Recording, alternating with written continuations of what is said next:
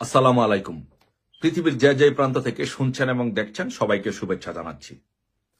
আজকে বাংলাদেশে আমরা যে জিনিসটা দেখলাম যে সেটা হচ্ছে যে এই টোকায় সমন্বয়করা বাংলাদেশ আওয়ামী লীগের রাজনীতি নিষিদ্ধ করতে চায়। আমি এই টোকাইদেরকে বলবো, টোকাইরা পালাবি কোথায়? কোথায় পালাবি? পাছার ছাল থাকবে না। পালাবি কোথাও? পালাবার কোথাও কোনো পথ পাবি না। বাংলাদেশ আওয়ামী লীগের রাজনীতি বন্ধ করবা? বাংলাদেশ আওয়ামী লীগের রাজনীতি বন্ধ করার দুঃসাহস দেখাও। কেন বাংলাদেশ আওয়ামী লীগের রাজনীতি বন্ধ করতে চায়, নিষিদ্ধ করতে চায়? তার কারণ কি? তার কারণ হচ্ছে নাম্বার 1, এই যে জুলাই আগস্টে আন্দোলনে পরিকল্পিতভাবে মেটিকুলাস ডিজাইনের মাধ্যমে ছাত্রদেরকে হত্যা করা হয়েছে। যদি বাংলাদেশ আওয়ামী লীগ রাজনীতিতে আবার যখন ক্ষমতা আসে, বাংলাদেশ আওয়ামী লীগে যখন মাঠে আসবে, তখন এগুলোর প্রত্যেকটার আসল তথ্য, সত্য ঘটনা উদ্ঘাটন করা হবে। এই দেশ ও জাতির সামনে উপস্থাপন করা হবে।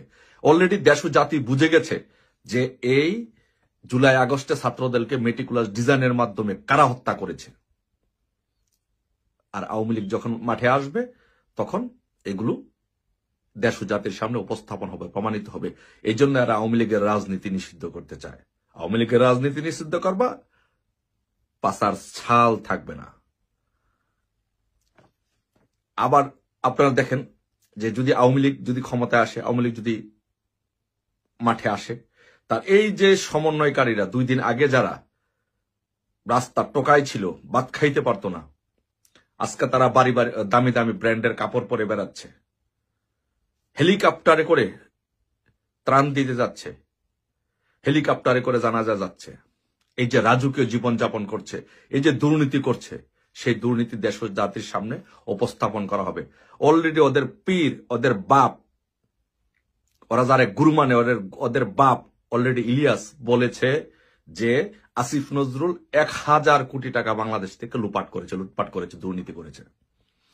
তো এখন চিন্তা করেন, শুধু দেখেন যে শুধু এক আসিফ নজরুল যদি 1000 কোটি টাকা দুর্নীতি করে লুটপাট করে থাকে, তাহলে এই সমন্বয়কারীরা, উপদেষ্টারা বাংলাদেশ থেকে কত শত কোটি, হাজার কোটি টাকা লুটপাট করেছে।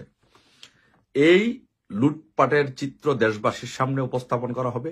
এই লুটপাটের, এই হত্যার, খুনের, ঘুমের সবকিছুর চিত্র বাংলাদেশের সামনে সত্য উদ্ঘাটিত হবে। এই জন্য এরা বাংলাদেশের আওয়ামী লীগের রাজনীতি নিষিদ্ধ করতে চায়।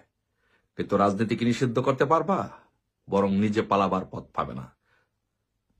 তারপরে আরো দেখেন যে আপনি যদি দেখেন যে আওয়ামী লীগ কেন নিষিদ্ধ করতে চায়, এই যে দেখেন, এই যে নাহিদ যে ছেলেটা, সেই ছেলেটা, তার দেখছেন যে পেট কত বড় মোটা হয়েছে, দেখছেন আপনারা?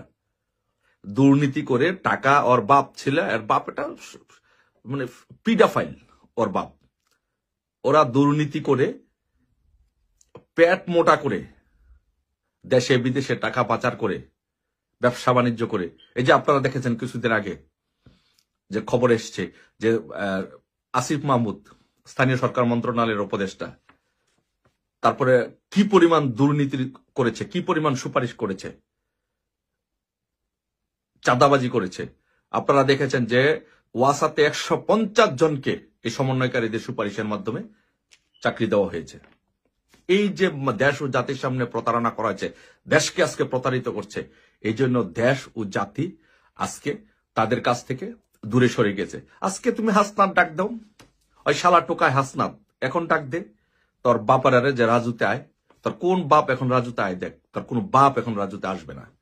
কারণ তোদের চরিত্র এই দেশের মানুষের সামনে উপস্থাপিত হয়ে গেছে। তোদের চরিত্র, তোরা যে টোকায়, তোরা যে প্রতারক, তোরা যে দেশটাকে ধ্বংস করছস, যে একটা সাজানো গুছানো একটা সুন্দর দেশকে যে তোরা ধ্বংস করছস, এটা দেশ ও জাতির সামনে উপস্থাপিত হয়ে গেছে। এখন দেশ ও জাতি অপেক্ষা করছে, দেশের জনগণ অপেক্ষা করছে তোদের কখন বিচার করবে, তোদের কখন লটকায়া তোদের গাছে, তার গাছে কারেন্টের তার গাছের মধ্যে লটকায়া তোদের বিচার কখন করবে, সেই জন্য দেশ ও জাতি অপেক্ষা করছে। আর হেলিকপ্টার দিয়ে বিভিন্ন জায়গায় গিয়ে জানাজা পড়ো, ত্রাণ দাও, এগুলো দেশ ও জাতি জেনে গেছে। আর তোমরা সেনাবাহিনীর বিপক্ষে অবস্থান নিচ্ছ, সেনাবাহিনীকে যাচ্ছে তাই করছো। এই সেনাবাহিনীর যাদের মেজর জেনারেল, ব্রিগেডিয়ার জেনারেল, তাদের সাথে অসদাচরণ করছো, তাদেরকে হুমকি দিচ্ছ, জেনারেল ওয়াকারকে হুমকি দিচ্ছ। তোমরা এই সেনাবাহিনী, বাংলাদেশ সেনাবাহিনী টোকায় না, তারা দীর্ঘদিন সম্মানের সহিত চাকরি করে, মেধার ভিত্তিতে চাকরি করে তারা এই জায়গায় এসছে। তাদের সাথে হুমকি দামকি করার চেষ্টা করে না।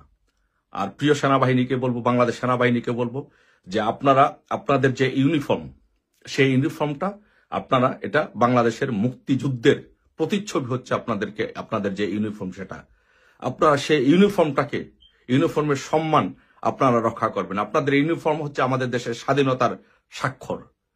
আপনাদের ইউনিফর্মের একটা সম্মান আছে, এটা স্বাধীনতার প্রতীক। আপনারা সেই ইউনিফর্মের মর্যাদা রক্ষা করবেন। আপনাদেরকে যেভাবে সমন্বয়করা হাসনাত, সার্জিস, নাহিদ এরা যেভাবে টোকায় আপনাদেরকে খারাপ ব্যবহার করছে, আপনাদের সাথে আপনাদের মান, সম্মান, ইজ্জত সবকিছু ধুলাই মিশিয়ে দিচ্ছে। বাংলাদেশের সেনাবাহিনীর মান, সম্মান, ইজ্জত আর কিছুই থাকলো না দেশের জাতির সামনে। আপনাদেরকে, বাংলাদেশ সেনাবাহিনীকে এই হাসনাত, সার্জিস, আসিফ নাহিদদের কর্মীর মতো ব্যবহার করছে আপনাদের সাথে।